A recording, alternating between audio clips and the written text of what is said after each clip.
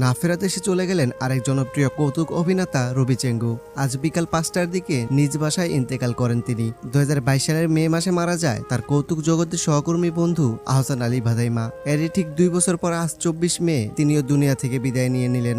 কৌতুক জগতে আহসান আলীর পরেই যার অবস্থান ছিল তিনি হচ্ছেন রবি চেঙ্গু। তাদের জনপ্রিয়তা এত বেশি ছিল যে শুধু তাদের জেলা টাঙ্গাইল নয় বরং বাকি 63 জেলাতেও ছিল তাদের ব্যাপক পরিচিতি। তাদের অভিনয় দক্ষতা এবং অদ্ভুত অঙ্গভঙ্গি দিয়ে জয় করে নিয়েছিল এদেশের লাখো মানুষের মন।